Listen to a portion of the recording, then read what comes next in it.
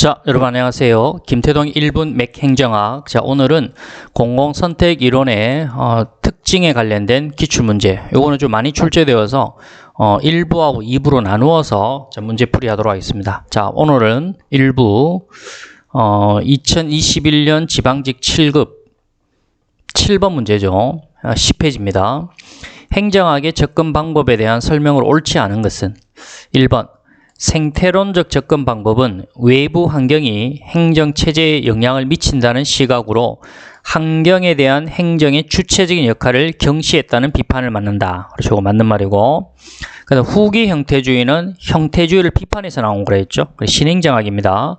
적실성과 실천을 강조하고 가치 중립적인 과학적 연구보다는 가치 평가적인 정책 연구를 지향하였다. 그렇죠. 맞는 말이고. 공공선택 이론은 권한이 분산된 여러 작은 조직들에 의해 공공서비스가 공급되는 것보다 단일의 대규모 조직에 의해 독점적으로 공급되는 것을 선호한다. 그런데 이게 틀린 말이죠.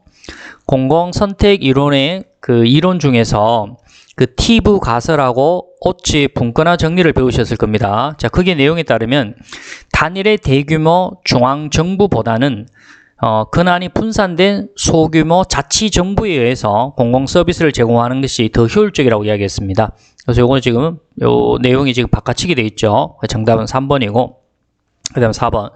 역사적 제도주의에서 제도는 경로 오전성, 그리고 이게 간성적인 성향이라는 것은 이건 지속성을 말하죠.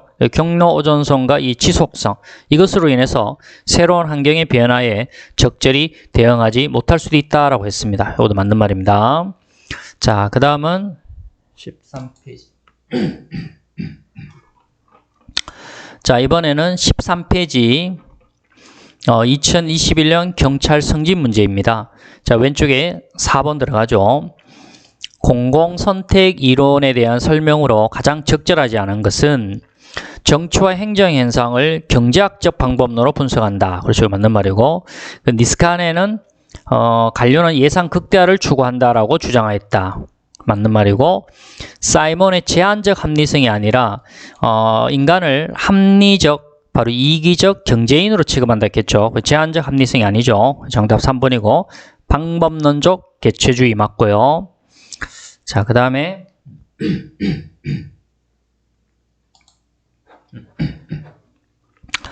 자, 이번에는 33페이지 33페이지고, 자, 요 기출은 2021년 군무원 9급 문제가 되겠습니다. 24번. 공공선택론에 대한 설명으로 가장 옳지 않은 것은 방법론적 개체주의죠. 집단주의가 아니죠. 답은 바로 나왔죠. 1번. 정치 행정 현상을 경제학적 논리를 통해 분석하고자 한다. 기출을 자꾸 보셔야 됩니다. 선지가 계속 되풀이되고 있지 않습니까? 맞는 말이고, 그 다음에 개인 선호를 중시하여 공공서비스 관할권을 중첩시킬 수 있다라고 했는데, 그 공공선택론의 그 주요 이론 중에 그 빈센트 오스트롬의 민주행정 패러다임을 배우셨을 겁니다. 거기서 그 민주행정 이 패러다임의 내용 중에서 공공재와 공공서비스 효율적 공급을 위한 어떤 조직적 장치로서 권한의 분산이 있고, 그리고 관할권의 중첩이 있다라고 이야기했습니다. 여기서 지금 관할권 중첩 이야기 나왔죠. 이게 맞는 말이고요. 그리고 중위 투표자 이론 이렇게 말하기도 하고, 중위 투표자 이론도 되고, 또 중위수 투표자 정리 이렇게 나오기도 한다겠죠.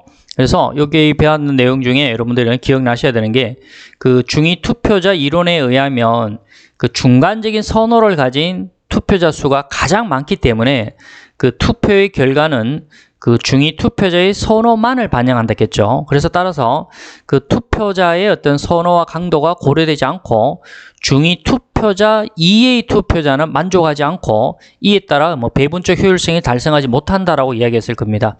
그래서 공공선택론 이론 중에 중위 투표자 이론도 공공선택론 일종이다. 이거 다 배운 내용입니다. 정답은 1번이 답이. 자, 그 다음은 67페이지 67페이지고 2023년 경찰 승진 요 4번 문제에 관련됩니다. 가봅시다. 정부 실패에 관한 설명으로 가장 적절하지 않은 것은 1번 공공선택론은 공공서비스의 생산 및 공급에 있어서 정부 실패를 치유하기 위해 공공부문의 시장 경제화가 바람직하다는 입장이다. 이건 맞는 말이고요. 자, 비배제성과 비경합성이라는 속성을 가진 공공재의 존재는 정부 실패를 발생시키는 주요 요인 중의 하나이다. 아니고 정부 실패가 아니고 시장 실패죠. 자, 이거 조심해야 되는데요. 비배제성과 비경합성이라는 그 속성을 가진 공공재의 존재는 시장 실패의 원인이 되고 공공재의 공급의 어떤 독점성에 따른 X의 비효율성은 그거는 정부 실패의 원인이 됩니다. 이거 잘 구별하시고요. 정답은 2번이 되겠고, 그 다음 우리 정부 실패에서의 이 파생적 외부 효과, 정부 규제나 유인, 그게 보조금이라 했죠. 그것이 의도하지 않은 부작용을 초래하는 현상, 그게 바로 파생적 외부 효과라는데, 그러면 이거를 그러면 정부 실패의 이 지금 파생적 외부 효과를 그러면 해결하려면 어떻게 하면 되겠습니까? 문제가 되었다는 게 정부 규제였다면은 그러면 이제 그거를 규제 완화하면 되겠고, 문제가 됐던 유인 보조금이 문제가 되었다면은 정부 보조금 삭감시키면 되겠죠. 그래서 요거에 해결하는 방식이 될 거라고 하겠습니다. 그래서 요거는 맞는 말이고요. 니스칸의 예산 극대화 가설에 따르면 정부 관료들이 자신의 이익을 극대화하기 위해서 적정 수준보다 가행 생산을 하게 되어 정부 실패가 발생한다. 맞는 말이죠. 정답은 2. 자, 그 다음 페이지 77페이지 77페이지에 2023년 소방 간부 문제입니다. 자, 2번 문제. 요거는 조금 여러분들이 조금 문제 좀 논란이 되었던 문제인데 한번 봅시다.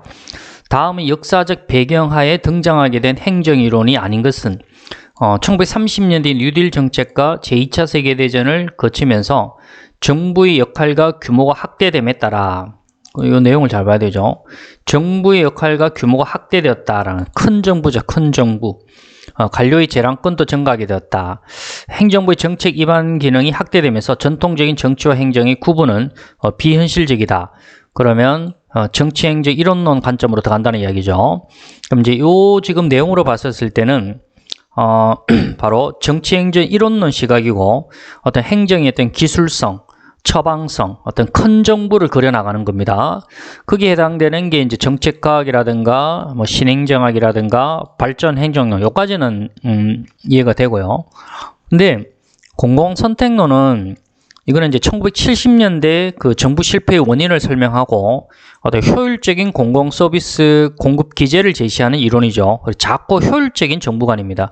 그러면 여기 1, 2, 3, 4까지만 비교하면은 답은 쉽게 3번이 나오는데, 요게 조금 애매했던 거예요. 비교 행정론. 원래 이제 이 비교 행정론은 행정의 어떤 종속 변수성을 강조한다 했지 않습니까? 그리고 어떤 사회 문제 해결을 위한 어떤 행정의 적극적 역할을 하지 못한다라고 했죠. 그렇게 보면은 이게 어떤 뭐 행정의 어떤 처방성, 기술성, 그거는 여기에 어울리진 않는데, 요런 관점을 한번 생각해 봅시다.